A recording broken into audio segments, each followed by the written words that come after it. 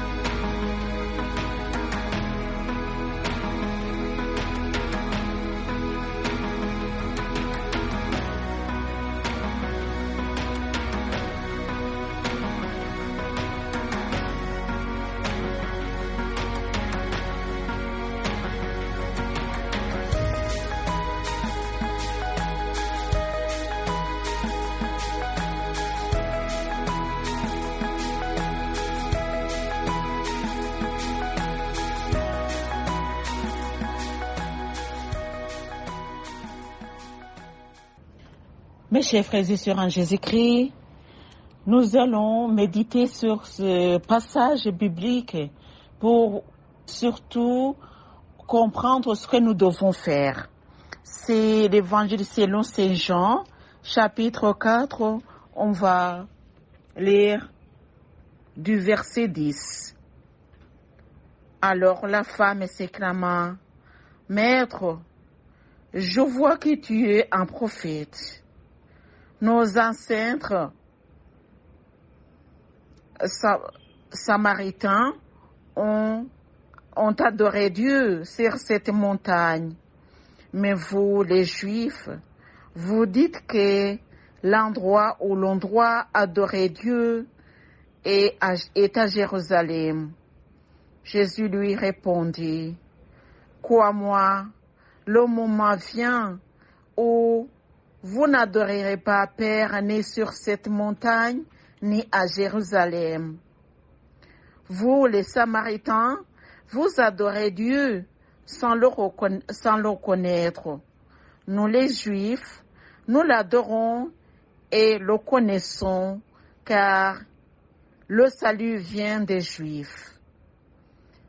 Mais le moment vient et il est même déjà là où les vrais adorateurs adoreront le Père en étant guidés par son esprit et selon sa vérité, car tels sont les adorateurs qui veut le Père.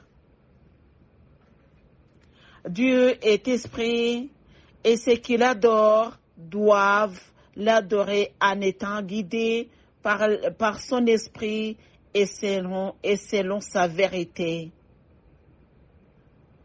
Telle est la parole de Dieu.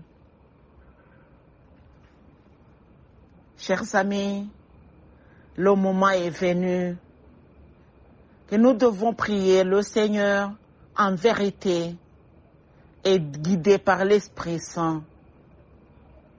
Car ceux qui adorent le Père avec un cœur sincère, c'est ce que le Père veut, c'est ce que le Père cherche, c'est ce qui plaît à Dieu.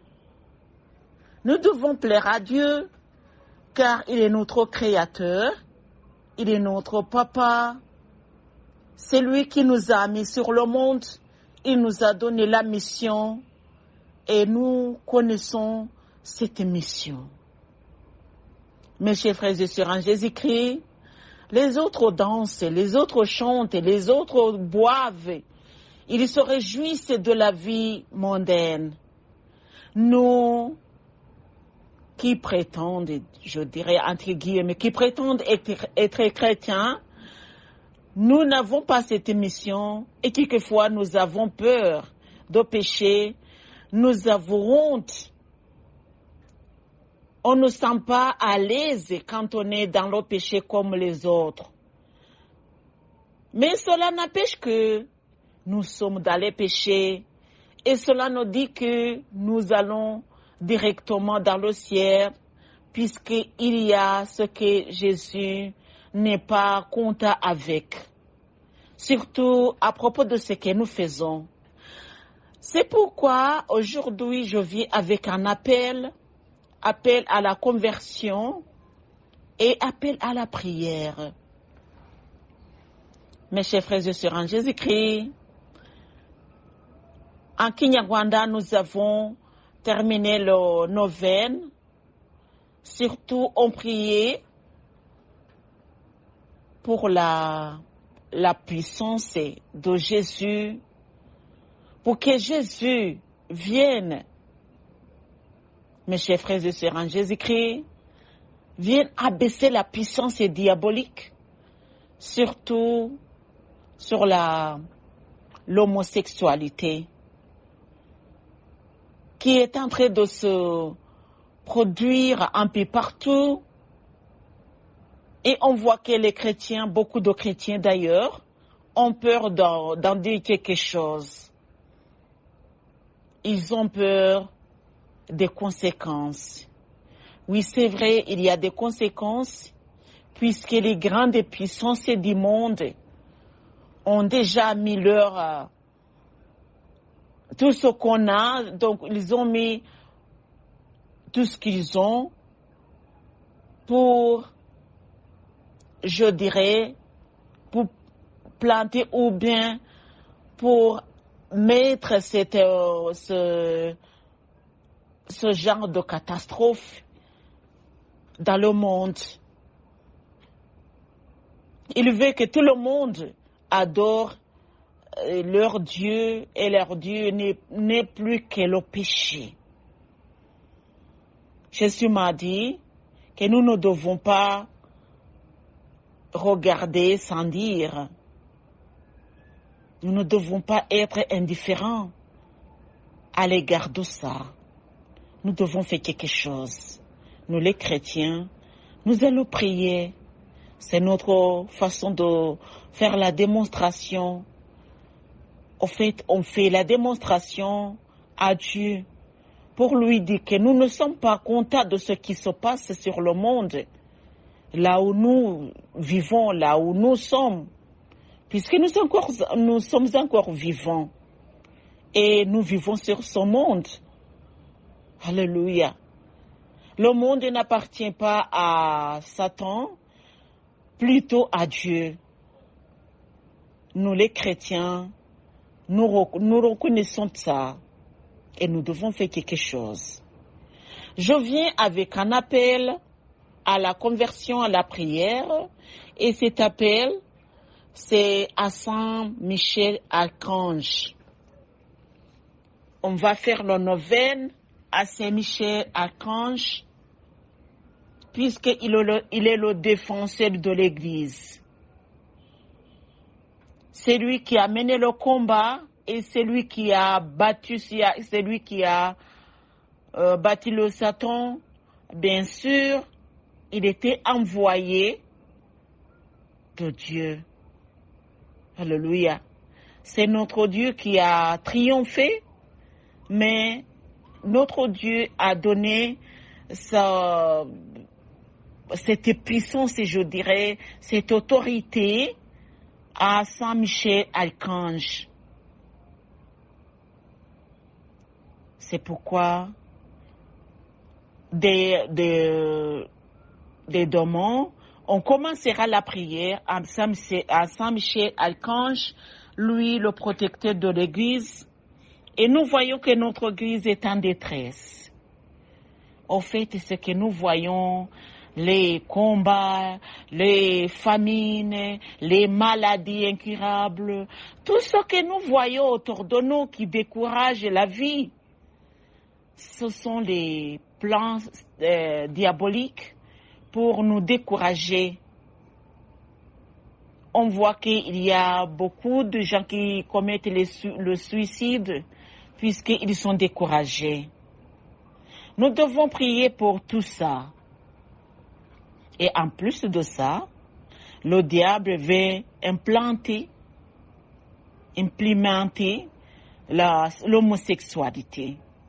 Je ne sais pas si on dirait l'homosexualité sur les deux sexes opposés, donc les hommes sur les hommes et les femmes sur les femmes. Je ne sais pas si on dirait l'homosexualité donc pour les femmes et pour les hommes, je ne sais pas. Mais ce que nous devons faire, c'est combattre, alléluia. Donc, nous allons empêcher le plan diabolique de se propager si facilement. Je dirais, c'est une catastrophe. Voir une femme sur une femme, je ne sais même pas comment le dire, mais il faut prier pour ça. Alléluia. Mes chers frères et sœurs en Jésus-Christ, il ne faut pas rester indifférents. Nous devons faire quelque chose. Ne nous méprisez pas, mes chers frères et sœurs en Jésus-Christ. Plutôt, croyons en Dieu.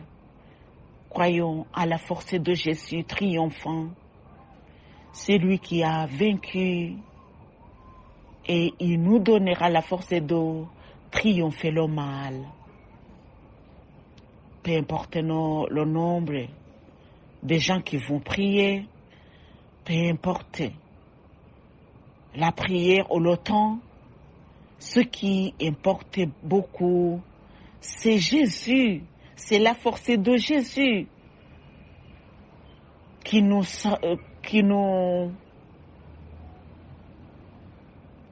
appuie et qui nous donne l'autorité de prier et de vaincre le mal. Chers amis, continuons à prier et mettons le jour d'aujourd'hui dans la main de Jésus par la prière à notre maman Marie. Je vous salue Marie, pleine de grâce, et le Seigneur est avec vous. Vous êtes bénie entre toutes les femmes, et Jésus, le fruit de vos entrailles, est béni. Sainte Marie, Mère de Dieu, priez pour nous pauvres pécheurs, maintenant et à l'heure de notre mort. Amen. Au nom du Père et du Fils et du Saint-Esprit. Amen.